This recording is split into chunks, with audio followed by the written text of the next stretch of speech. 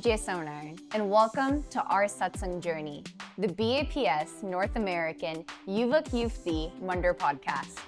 Join us today as we delve into real, relevant, and meaningful conversations. We will explore the timeless teachings of Maharaj and the Guru Parampara, as well as the inspiring stories of those who walk alongside the path with us. We're so glad you could join us today on a conversation about how haribhaktos inspire others and create positive impact within mandirs. Our first guest today is Hetal Patel.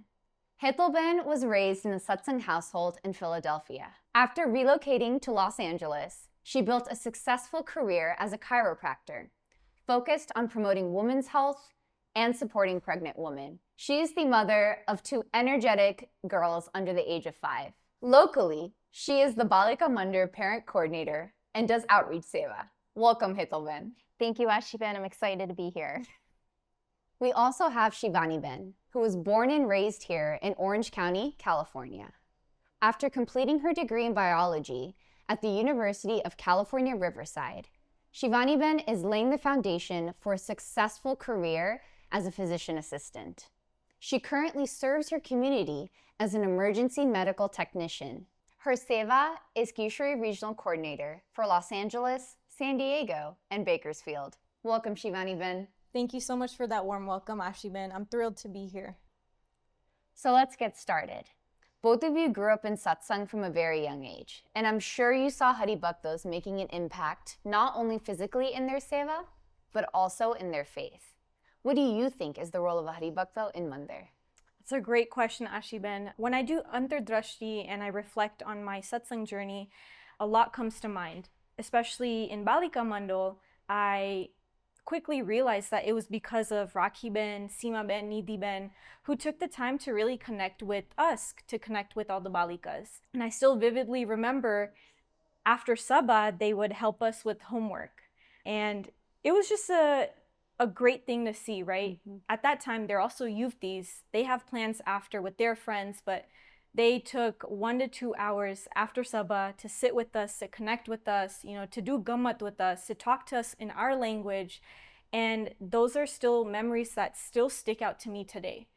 And it comes from a genuine nature. It's not something that can be taught. It really came from the heart.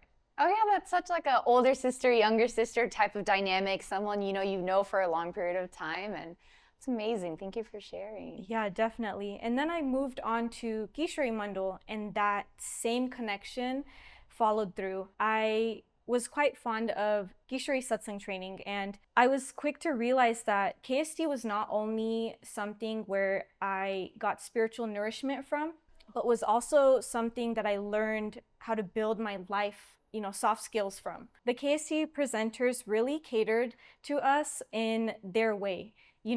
Whatever abilities that they had, they were able to sort of present that in a way that we were able to connect to. Sheevani, I'm glad you bring that up because it's not only about spiritual growth.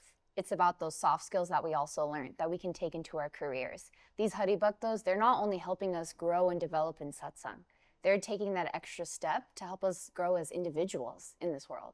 Yeah, and a really big part of that was the mentorship program that came from KST. I was paired up with Radhika Ben, who was also studying to be a PA at that time. And she had a life of her own, yet she helped me plan out my schedule of what classes to take, what extracurriculars I need to focus on, and that's something that is daunting at that time because when you're a Kishore, you're learning how to plan for college, and it's daunting. It's definitely overwhelming. So to have these haribhaktos in my corner, it really, helped me a lot.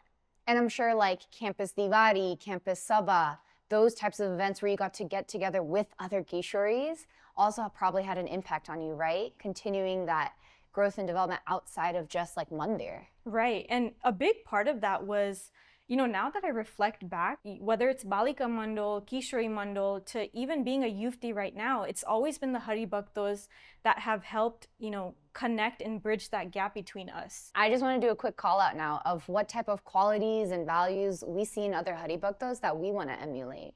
For me, I think it's selflessness and compassion. That's a big one. Oh yeah, compassion's a really big one. Yeah, I mean, I think it's so important to understand that it's through Haribhaktos that Maharaj and Swami are doing their karya. The three big qualities that I think of off the top of my head are Samp, Dhanipanu, and Samarpan. And just kind of following through with Samp, there's one specific yuti who stands out in my head who really had a huge impact, not just in my satsang growth, but also my life. So I come from a very small mandal.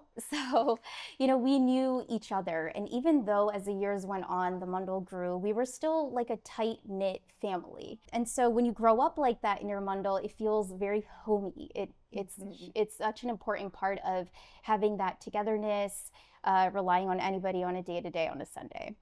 But I moved from Philadelphia to LA, which is huge because LA is a large mandal.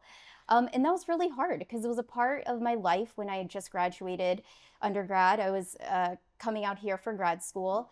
Earlier in the year, my dad had passed away and, I was newly engaged. So there were a lot of changes in my life happening at that time. And moving to a new city, also difficult. And of course, a new mandal, because your yuti mandal jumping from 5 to like 25, like it's a lot. I felt lost in like this big realm of things. So, and I think that's like an experience that a lot of yutis are probably feeling in this part of their life right now. Definitely. But there was one yuti who, really reached out to me and made me feel welcome. It all started because, even though those first few months I was in grad school, schoolwork was a lot. I'd come to Sunday for sabha, but I would come like after I finished studying. And so I'd have like, maybe an hours, which I would just spend in the mandir, just enjoying the peace, do darshan, and then I'd leave. So my interaction with really anybody was very minimal. And I think this yuti, Shreya Ben, noticed that. And so she was like, okay, like I know her, like what's going on? And so I remember, geographically speaking, of course, living in LA, everything's spread out. Like if somebody's going to travel over 2 highways to get to you, that says something about them already. So she was like, hey, Hetal, what are you doing? Like I'm in your neighborhood. I'm going to come over. And I was like, okay, sure. So she came over, we had dinner. It was nice. A few weeks later, I remember she was like, hey, X, Y, and Z yuti are also around. Like, do you want to go grab ice cream? Like, let's go do something. And I was like, yeah, I got to meet other yutis. And so it was a nice way to kind of branch out. Her dad had also passed away earlier that year. And I think a part of her kind of knew what I was feeling. And she kind of wanted to keep us connected. And so she was pretty much that puzzle piece of me not feeling lost in Yuti Mandal and connecting me to the bigger mandal. And so for her, I'm really grateful for that, because I look back, even though it was 10 years ago, and I'm thinking, if she hadn't have done that, where would I be? And not to say that I wouldn't be in satsang. Of course, we're in some way, shape, or form will always be connected. But it was taking that extra step to make me feel like I was welcome here, but also I was a part of the family here in LA. And so because she had that huge impact on me at that time of my initial move here, I often think about like the newer yutis who are coming in, or even like younger brahmatis who have moved across the country. It's now I kind of see it in my eyes that, hey, I want to reach out to them to make them feel in this larger part of their family. Shreya Ben, she went that extra 1%. And I think as satsangis and as haribhaktos, that 1% can make all the difference in everything we do. Whether it's life, seva, or connection to satsang, that's the part that really binds us all together and creates that lasting impact. Definitely. And I think when haribhaktos do something like this, you're never going to forget it. Yeah. And it pushes you to also be that anchor for someone else going through a similar process. Yeah. And not just her, but like the countless haribhaktos from this mandir. I mean, I've gotten to know so many of the yutis who have just shared their experience of how hard it was to get this mandir. I'm sure you both of you know, but it wasn't easy. And when this land was acquired for mandir to be built, and it started building, there was a period of time when the neighboring community and people around were like, hey, do we really want this? Like, what is this? And why is it happening here in Chino Hills? And so, that kind of put a little bit of the city council to start to question, hey, is this something that's right for our community? And so there was a hearing for that, of course. And at that time, they pretty much voted that, sure, you guys can start building your mandir, but your height is not going to exceed the 42 feet. I remember that. And of course, for Shikharbad mandirs, based on the Shastras, it has to be 78 feet. And that's the way that our mandirs are built, according to the Shastras. So the Haribhaktos kind of like took a step back and were like, hey, what are we going to do now? Like, we need to call BAPA, because if we can't continue this building and it's not going to be to height, like, are they going to alter the height, or do we just stop here? So Haribhaktos called BAPA thinking that, hey, maybe he's going to tell us go find like some other land. Of course, that wasn't the case. He said, continue to build, but keep the mandir open for the community. Let them see what we're doing and what we're about. And so Haribhaktos worked tirelessly around the clock to make this happen. So I know there was a yuti at the time there, Shikaben. She had essentially kind of planned like a yuti or kishori would be paired with like a brimbati, and they'd go around the neighborhood just explaining what the mandir is, the impact that it's going to have, the community efforts in the area. And so, the Primvati Yuti couple, like, they would go, and then at the end of the day, her mom would have a hot meal ready to feed all the volunteers. Yeah. And this wasn't like a project that went on for a month. Like, this was like months on end throughout this entire process. And so, they did that on a Sunday or Saturday weekend basis to really show the community what this mandir is. And towards the end, there was that last vote that, do we want this mandir to continue? And, can we let them build to the extent that they need to?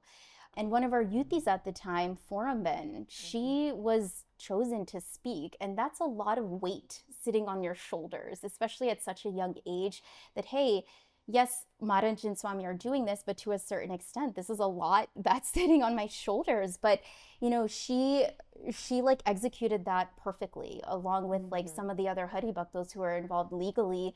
And because of that, the mandir was built. And I mean, when you think of that in itself, like what it took to get this mandir built, like, you see it in these Haribhaktos' eyes that this mandir is theirs. Like, they're living this out day to day on a Sunday to Sunday basis because they know the struggle that it took to have this mandir. Definitely. I mean, when you were talking about the hearing, I didn't even know Foramben was, such a huge part of it. I was a balika at that time, and all I remember was everyone having a mara in their hand and just doing dun constantly. But you don't know all these efforts that these yuftis did, or these Haribhaktos put into making our mandir. And it really comes to show that they have made this mandir their own, Yeah, it really goes back to, right, the dhoni purni that you mentioned at the beginning. Like, we want to emulate that in our lives. Having that ownership of progress, having that ownership of, the mandir here, and making it feel like our home, a place where we can thrive. Absolutely. I'm glad both of you brought up the whole LA height permission situation, because I remember I was a kishori. So like 13-year-old, doesn't know what she's doing. You're just getting into high school, figuring out what you want to do for your career. And I think that was my first experience with like the legal side of things. And I saw our Haribhaktos who were involved with the legal side of things, and I was inspired by them. They were willing to take their professional skills in their career and use that for the mandir and for satsang. And, eventually, obviously that had an impact because now I'm a lawyer, but it just like, I just think about like how many years ago that was. Yeah. And I just see the impact those Haribhaktos had on me. They set the example. They set the standard. And it came from their heart. And that's what stood out to me, is these Haribhaktos, they weren't just doing it because they were the ones who got called upon. They were speaking from their heart in that city council meeting. They were, going on the weekends to go talk to the individuals out in the community as well. And it also reminds me of, in 2017, Mansai Maharaj was here for Vitran. And this is more of an example of Samarpan, and how one of our yutis just really not only exemplified it, but I think just went above and beyond. And if we put ourselves in her shoes, I'm not sure we would make those same calls. But So in 2017, we had the Suvarnatula, of course. And so that's when people were just giving up gold, jewelry, things to offer to Hare Krishna Maharaj. And we had a new Yuti Siddhi Ben at the time. I think it was maybe less than a year that they moved from Dubai to LA. So they were new to the mandal. They were just kind of getting established. And then when she was asked, hey, do you have anything or is there anything that you'd like to donate? She was like, yeah, absolutely. And she actually took off her wedding band, her engagement ring. And I remember like it was like specially engraved with her, with her date and her name and everything on there. And she gave that up. And then after having a conversation with her husband, like from that conversation, he also gave up his wedding band and his wedding jewelry too. And I like went back to her and I asked her, I was like, hey, what made you decide that you wanted to do that? And she had said that this was like the first time that she was doing BAPS darshan in LA, that she never has seen him and been able to have that darshan, and that he's coming all the way to LA. So she feels like he's coming to her home. So what can she give up for him? And mind you, like, they haven't even established themselves. I think they were like still renting, but these were their prized possessions of what they had, their small investment. But she said that, these things are replaceable, but Swami's Rajibol isn't. Wow. And that was pretty, it's pretty profound. Yeah, it's profound because at that time, in that moment, you're not thinking like that. You're really thinking about, okay, securing like our lives in the future or even like the next few months. But even if they were to lose everything, they knew that they were willing to give that up to Mansai Maharaj. So that level of samarpan and understanding and that time and period of her life is pretty astounding. Yeah.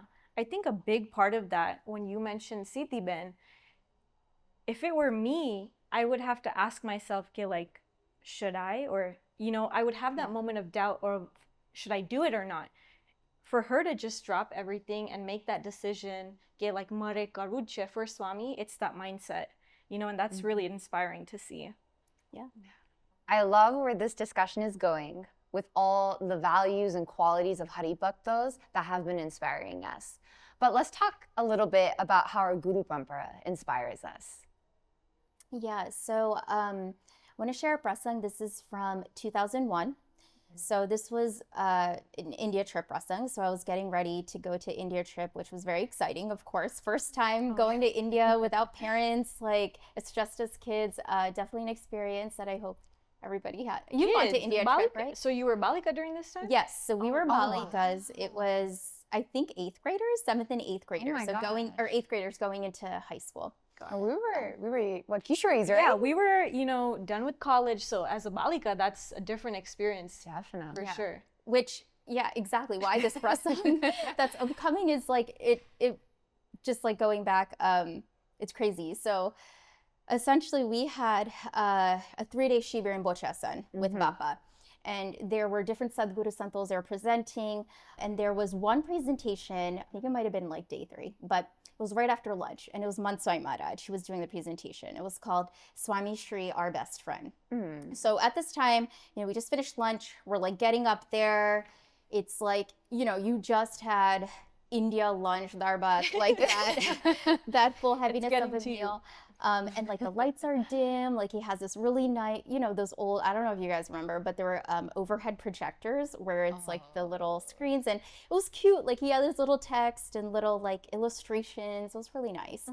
But it had just gone on for a little bit, and I think over time it was hitting everybody a little bit differently. So people started to nod off, and I think the Balaks and Balikas just slowly oh my God, stop. But Swami concluded his presentation, and then like we went on like with our trip. And I remember a few days later, we were getting off the bus, and our Sanchalak had said, hey, we have a letter from Mansai Maharaj, and it was actually an apology letter. Oh my God. Yeah, it was an apology letter written to us. And in that letter, he had pretty much said that I'm sorry that my presentation was long, or I don't really cater to like such a younger crowd, especially in English, so please forgive me.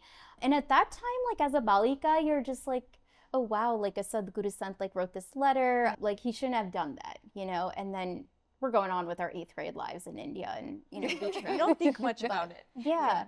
And now when I look back, it's like Wait, Mansai Maharaj like hand wrote this letter to us apologizing. Like, what does he have to apologize for? It's like on us.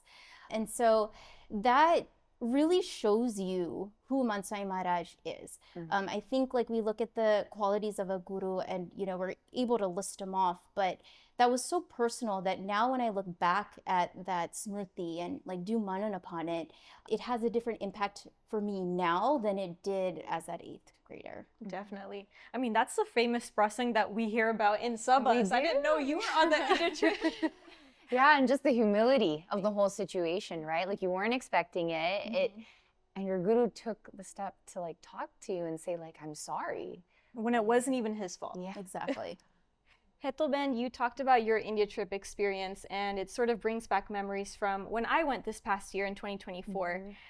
We were, you know, we got kathalab from various santos just, you know, telling us what to expect on this trip. And I feel like it was super, I didn't think much into it, but let me tell you, listener discretion, I was humbled. I suffered from really bad diarrhea. It was intense. Just coming back from South India, I went 8 times on the flight. It was only like an hour and 40 minutes and I went 8 times. Oh my gosh. Ooh. Yikes. It was insane. And to make matters worse, we were sitting in roll call order. So it was me sitting in front and 60 other girls behind, just getting a show of me running to the bathroom and running back to my seat. But fortunately, I was treated by one of our other IT girls, Jaina Ben from Atlanta. Oh, okay. She's a PA right now, but we called her Dr. J. You know, she carried this huge medication bag. It had nausea medication, constipation, you know, diarrhea, anything. She had it all. But luckily, you know, my symptoms were treatable.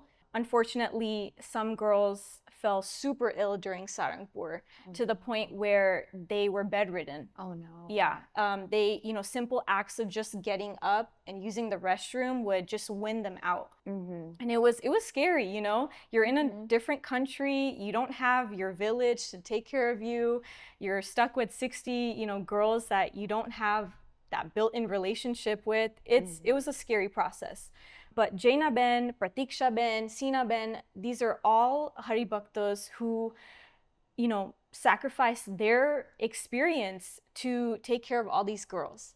And I don't know about you, but Sarangpur isn't a place you want to miss at all. We would get kathalab from Motera Santo like Atmatrup Swami, Anand Swarup Swami, and other Motera Santo.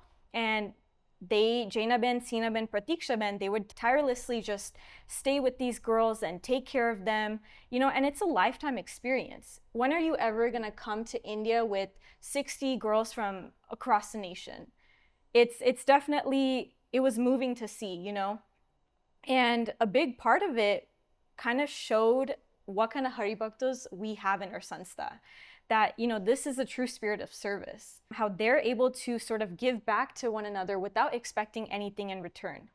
And when I look back on this whole situation, it's really hard to be there for someone when you don't have a prior relationship with, right? It's 60 girls and you're willing to drop everything to take care of them. I mean, that just shows, you know, what kind of people they are. Yeah, and I'm sure you met only some of them like at the beginning of the trip, right? Like Yeah. you didn't know them even before. Like you just hopped on a plane and you're like, let's go. Exactly. So, and that really fueled the sort of atmosphere around India trip, right? We saw that these 3 individuals were sort of picking up the slack and taking care of one another. And that sort of motivated, you know, all of us to do the same, because 3 people couldn't essentially get around to 60 people. Right. And that's not fair, you know? And it sort of uplifted everyone to do the same. If someone was feeling homesick, you had to be that village for them. And the sisterhood that just came out of this whole trip, I think it was truly amazing. Yeah, and Sheevani Ben, that goes back to like in the joy of others lies our own, and in the progress of others lies our own. And that India trip experience, I also went on an India trip in 2019, and Wow. I can attest that like it was the same experience. You know, it was all one big sisterhood.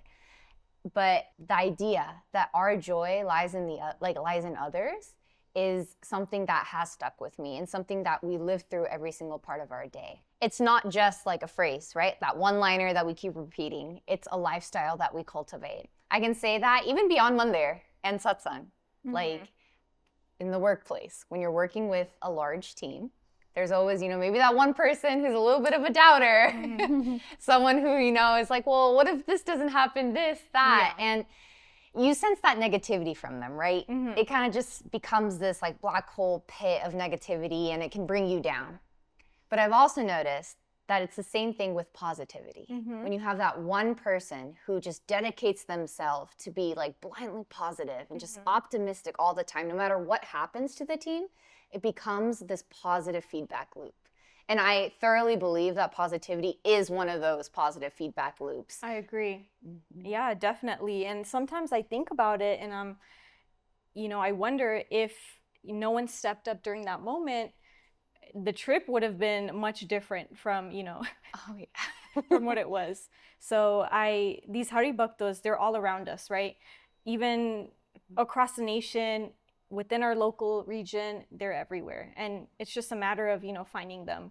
And when I think about it, really, when I think about where this all started from, a prasang about seva comes to mind. And it was when Nilkanvarni was doing his yatra and he came across seva, as we know. Seva was selfish. Nilkanvarni cooked for him, cleaned his soiled clothes, all of this stuff, selflessly served him without expecting anything in return. And when we think about it, our sanstha has been built off of this one ideal of just selflessly giving back. And we can see that through our guru parampara, even haribhaktos, that service, it's fueled all around. Yeah, and we don't have to go all the way to India or across the world to see that, right? It's everywhere. Like it's even here, right here at our mandirs. See, I'm glad both of you mentioned your stories about India trip and just having this sisterhood and this group or this team everywhere in our lives, because it really brings us back to the idea that positivity exudes in the space. Now, I think we're at the next part of our conversation here, where we're going to talk about where we feel grounded, where we feel a sense of home. What does mandir mean to you? Mandir means connectedness. I think it's the one place and constant in our life that no matter where you are, location, part of your life, it kind of gives you that peace within. So even if you're in a different city, traveling, you go visit a mandir, it's something about like a feeling of yours and feeling that, warmth within. It reminds me like right after undergrad, I decided to do a 4-month internship in South Africa just to kind of figure out, I was like, what should I do with my life? There's like a few career choices, but let me go and, do something and see if I like it, and maybe I'll do that. It was a great trip. I came back, and so then I started to figuring out, okay, I have to take, these grad exams to get into so-and-so schools. So I started that process of kind of hunkering down, studying. And so later in that fall, my dad was diagnosed with multiple myeloma, which is a blood cancer. And that kind of stopped a lot of life in that moment for us and our family. We really didn't know, like, what does that mean looking forward from here? So I remember very specifically that day that my dad was diagnosed, my mom sat us down on like the hospital bed, my brother and my hand, and she said, we'll get through this because we have BAPS. And so it's a very simple thing to say, and I think like we say it a lot in a lot of circumstances, but at that point it was such a powerful message to me, because throughout that entire year of his journey, just going back to that message of, having Swami Bapa will get through this, prayed so much forth in that journey.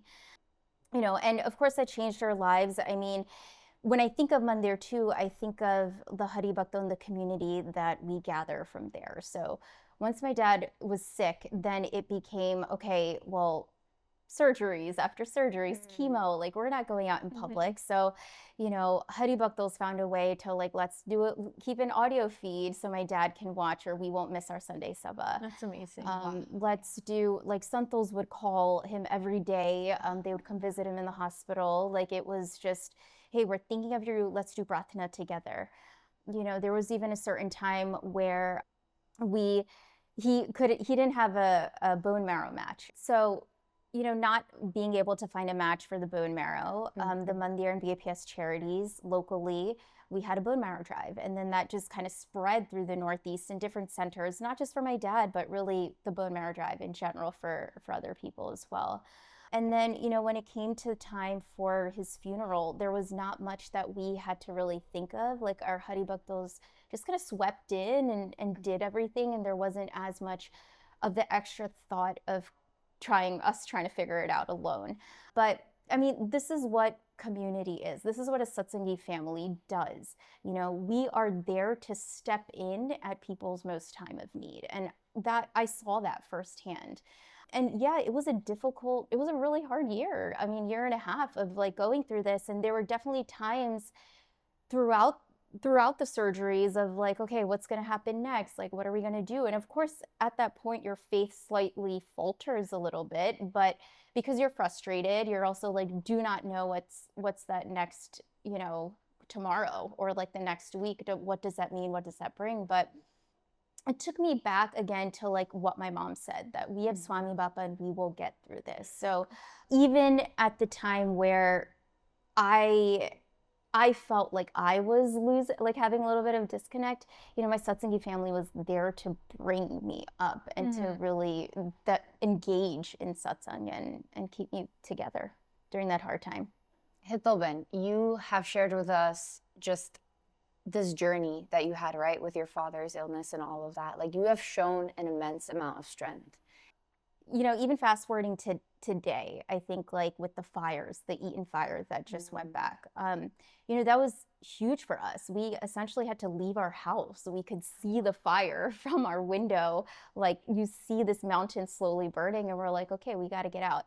And so we, my husband and I, we took our 2 daughters, my mom, and we like left. We got out of there. We had a safe place to go to. But I mean, I can't say that for a lot of people. But even when we were at that safe place, we were just like glued to our phones seeing like, okay, what's happening? This is a pretty fast moving fire. Nobody expected for it to get to where it was at that point. We also started to feel for our neighbors and our community. Essentially, an entire town was wiped. And thankfully, our home was safe, but it really put a lot of things into perspective, because at that point, we felt really helpless. Like, we're here in a safe space and our community is not. They need us. So what can we do to help? And I think that's where like our local BAPS charities really came in, because within that next day, they were able to mobilize. We got some things that we needed, like water, care kits, things like that, where we then were able to deliver to our Pasadena community. And it felt good because a lot of times when we think about these disasters around the world, we feel sympathy, but until it's like at your doorstep, like knocking at you, you don't really know what to do. And I think we have a great example of that, like in Pramukh Sai Maharaj in 2001. That Bhuj earthquake devastated Gujarat. Like, it devastated Gujarat. Yeah. And in that short period of time, Bappa set up like, I don't know, like over 40,000, like people were fed, all these people who were affected. But it was that quick thinking and that being able to realize that seva happens not just within the 4 walls of a mandir. I think we come on a Sunday to Sunday and we're like, whatever happens in here, that's it. Now, you go on with your life. But, these are the things, the service that, Swami has given us the opportunity to provide more, because we need to do more outside. So yeah, I mean, we look at Pramukh Sai Maharaj as an example of that. And I'm really glad you brought up the example of like the Bhuj earthquake. I think part of that prasang also had that. Pramukh Sai Maharaj reminded folks to include the nail clippers, things that we wouldn't necessarily think you need right after a disaster. He took that extra level of effort to think like, what would you need, like a week or 2 after a disaster. So is that attention to detail? Yeah, that. And also I remember Pramukh Sai Maharaj, the people who preferred spicy food, to also incorporate marchas. Like, who thinks about that, Like, we would, if it were me, it would be like, either take it or leave it, But for Bappa to have that attention to detail is just insane. And Hetal, for you to think about your community when you're going through something so, tragic is just inspiring. you put your community before, and all this stuff is happening to you real time. And what you did for your community, I think that's just insane. I remember you even took your 2 young girls, right? Both under the age of 5 to go volunteer as well. So Yeah. it really was like a whole family experience, Right. you know? Hetal Ben, you mentioned, your story and your upbringing, going to college and experiencing all this stuff reminds me of like the position that I'm in right now. I'm at a stage in life where, I finished undergrad. I'm thinking about grad school, more specifically PA school. And there's so many uncertainties in my life at this point of where am I going to go to school? Where am I going to end up? Am I going to get into PA school? It's hard, right? But one thing that has been keeping me grounded is that everything has a time, place, and purpose, that everything happens for a reason. And I give a big credit to all of the youths around me who are a source of inspiration, who have gone through similar battles, of just balancing everything. And it's quite inspiring seeing how they can leave everything up to Swami Shri after putting in their full Purusharth, right? And when I see them on a Sunday to Sunday basis, it's sort of like a reminder that I'm gonna get through this, that anything is possible, and they're living proof of if they could do it, I can do it. Sheevani Ben, you said something so like impactful right there. Time, place, purpose. Those 3 things together. And when we look at our lives about the time, the place, and the purpose, I think it's that larger like connection that we have to satsang, right? Everything in satsang has a time, place, and purpose. We might feel like it's a trial or something that's, like coming in our way. It's a lot of strife, but it has that time, place, and purpose. I hear you on the going to grad school and all of that. I remember I went to undergrad down here in SoCal, but when it was time for me to go to law school, I decided to pick a school up north, so in NorCal. So it's still in state, but it's still a ways away. And I remember my big question in my head was like, how am I gonna balance satsang? I'm an only child, so it's really just my parents and I. We're a very like tight-knit family, and as they get older, like caretaking responsibilities, all those things start to add on to your plate, basically just being an adult with the responsibilities. And I was thinking like, how am I gonna still be a part of the family, be part of satsang, while also like moving forward in the next step of my life, which is getting my law degree. And so I remember, luckily for the first 2 years, like we're kind of online, hybrid because of COVID, but that last year, I made a decision on the whim. I decided to stack like all 5 of my classes on one day, and I decided not to live up in SF. I would fly like on the 5 a.m. flight from LAX, do classes all day, and then be back on that like 10:30 p.m. flight, just so I could make Sunday seva. I could be with my parents 6 out of 7 of the days. At that time, I was like definitely stressed. I was like, how am I gonna do this for 11 weeks? Like this semester is gonna drag. But I realized that like it was only because Maharaj and Swami had dictated that this was the time, the place, and my purpose was that. They knew that it would work out. Even though on paper and when you talk about it, it sounded crazy to just go fly back and forth. Yeah. Like they were the ones holding me through that. And they were the ones who put that situation in my life. Yeah, definitely. And I would scroll through Aashi Ben's like Instagram, and I would see on her story, it would just be, that aesthetic picture of the flight and like the wing and just Southwest napkin, right? Exactly. Like ginger ale. And like not knowing the story, like Yeah. the deeper story behind it. Like I had no idea you were balancing all this stuff, but I mean, that's also inspiring. As you grow older, I think you start to wear more hats, if anything. And you mentioned how you wanted to be there for your family as well, and you decided to take on everything, and you made it work. Well, thank you, Sheevani. Yeah, no, I mean, I sit here and I reflect on it, like, also perspective on this. Like, my dad has a long-term illness that affects his, like, ability to do things on a daily basis. And so it really is a strain between, like, at times, like, between my mom and I, being those caretakers. And as a youthie, like, I was kind of stuck, right? Like, how do I fulfill my obligations to my family, but also move forward with the careers, the dreams that, like, my parents want for me? And, with their love and support and with, like, Maharaj and Swami, like, it really did become possible. Yeah, the flights were like fun and it was nice. Like it was a change of pace, like on a Wednesday, like every week. But I think it brought me closer, you know, even though I was physically having to go away from my family, it brought me closer to my family, and it brought me closer to satsang because that was my constant, you know, through all of it, you know, through flight delays or change of schedules and all of that. Like it really worked out at the end of it. I just have to say that. It always does. That's the end picture, right? We don't know the process, and the process might be a little tough, but everything will always work out in the end. Yeah. To our listeners, thank you for tuning in. And a huge thank you to our two guests here today, Sheevani and Hetal, for joining us in a meaningful conversation. Remember, the powerful role of haribhaktos in inspiring others and creating a lasting impact within our mandir community is possible through humility and dharniparnu. This is the torch we strive to carry forward. If you have any questions or suggestions for future topics, please fill out the feedback form in the description below. Join us next time as we continue to have real, relevant, and meaningful conversations. Thank you, and Jai Samnaran.